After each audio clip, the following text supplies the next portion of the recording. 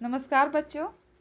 आज हम हिंदी साहित्य के पाठ 4 कठपुतली नामक कविता का अध्ययन करेंगे।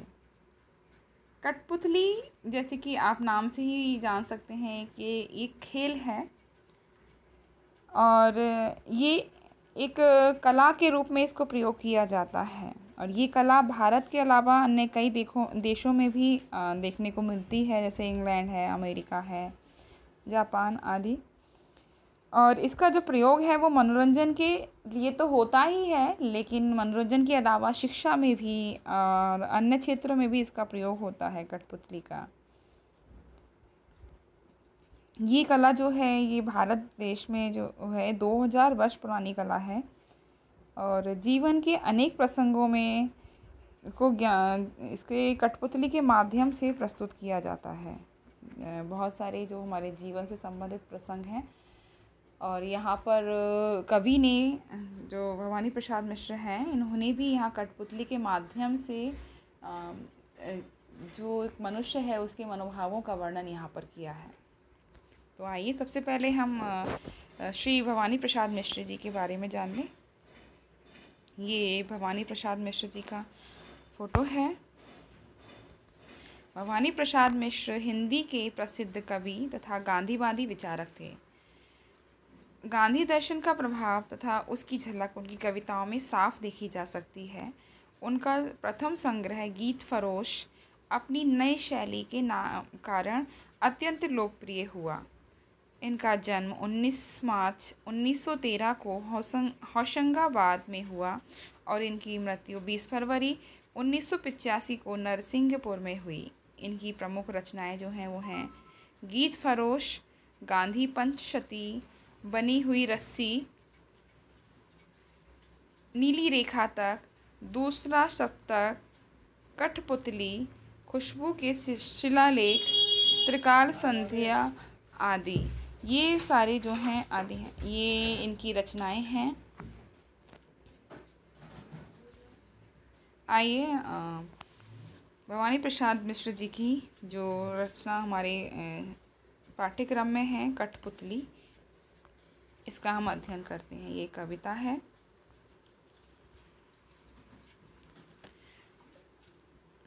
कठपुतली गुस्से से उबली, बोली ये धागे क्यों हैं मेरे पीछे आगे, इन्हें तोड़ दो मुझे मेरे पाँवों पर छोड़ दो। सुनकर बोली और कठपुतलियाँ कि हाँ बहुत दिन हुए हमें अपने मन के छंद छुए। मगर पहली कठपुतली सोचने लगी ये कैसी इच्छा मेरे मन में जागी।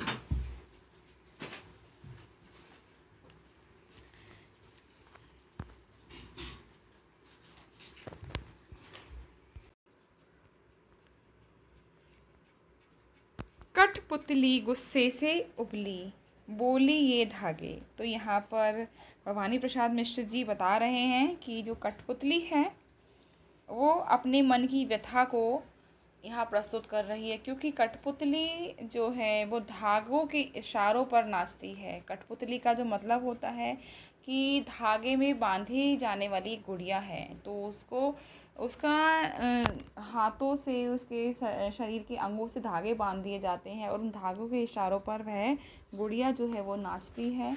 तो वह कठपुतली क्योंकि वो धागों के इशारों पर नाच रही है, इसीलिए वो स्वतंत्र नहीं है और वह ये यहाँ परतंत्र रहने की भावना को यहाँ प्रस्तुत कर रही है इस कविता के माध्यम से।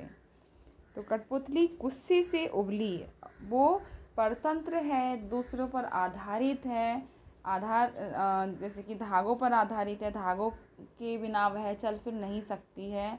तो इसीलिए उसे गुस्सा है, बहुत तेज गुस्सा आया है और वह गुस्से से क्या कर रही है, उबल रही है, क्योंकि वह दूसरों के हाथों में बंधकर नाचने से परेशान हो गई है। वह स्वतंत्र नहीं है और अब वो ये सारे धागे तोड़कर अब वह बोली ये धागे क्यों हैं मेरे पीछे आगे। और वो इन धागों से ऊब गई है कि मेरे आगे पीछे ये धागे बंधे हुए क्यों हैं, इन्हें तोड़ दो मुझे मेरे पाँवों पर छोड़ दो। फिर वह कहती है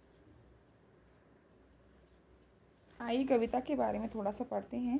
इस कविता में कठपुतलियाँ स्वतंत्रता की इच्छा से स्वयं अपनी बात व्यक्त कर रही हैं।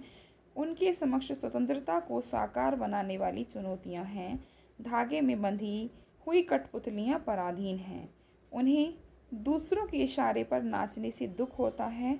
दुख से बाहर निकलने के लिए एक कठपुतली विद्रोह कर देती है।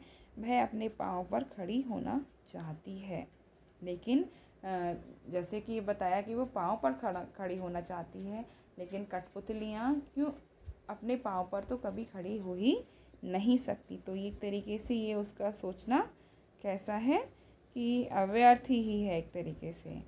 उसकी बात सभी कठपुतलियों को अच्छी लगती है। स्वतंत्र रहना कौन नहीं चाहता, लेकिन जब पहली कठपुतली पर सबकी स्वतंत्रता की जिम्मेदारी आती है, वह सोच समझकर कदम उठाना ज़रूरी समझती है। तो इसीलिए कि जब भी हम कोई कदम उठाएं तो हमें सोच समझकर कदम उठाना चाहिए, चाहे वह किसी भी विषय को लेकर हो। तो यहाँ पर प्रश्न है कुछ, कठपुतली को गुस्सा क्यों आया? तो कठपुतली को गुस्सा क्यों आया ये आपने अभी पढ़ा, क्योंकि वह पराधीन थी, धागे में बंधी हुई थी और दूसरों के इशारे पर नाचती थी, इसीलिए उसको गुस्सा आया। कठपुतली को अपने पाँवों पर खड़ी होने की इच्छा है, लेकिन वह क्यों नहीं खड़ी होती है? तो कठपुतली धागों के सहारे नाचती है, वो धागों से बंधी होती है, लेकिन उसके जो पैर होते हैं वो बिल्कुल भी मतलब कि खड़े नहीं हो सकते, तो वो है उन पैरों पर भी खड़ी नहीं हो सकती है, और इसीलिए वह अपने पैरों पर खड़े होने की इच्छा व्यक्त करती है कि वह उन धागों के सहारे नहीं रहना चाहती, वह स्वयं अपने ही पैरों पर खड़ा होना चाहती है। पहली कठपुतली की बात दूसरी कठपुतलियों को क्यों अच्छी लगी? क्योंकि प्रत्येक व्यक्ति, प्रत्येक जीव, प्रत्येक प्राणी चाहता है कि वह स्वतंत्र रहे। हर कोई चाहता है कि स्वतंत्र रहे, तो इसीलिए जो पहली कठपुतली की बात है वो अन्य सभी कठपुतलियों को भी अच्छी लगी। पहली कठपुतली ने स्वयं कहा कि ये धागे क्यों हैं मेरे पीछे आगे, इन्हें तोड़ दो, मुझे मेरे पाँवों पर छोड़ दो। तो फिर वह चिंतित क्यों हुई कि ये कैसी इच्छा मेरे मन में जगी।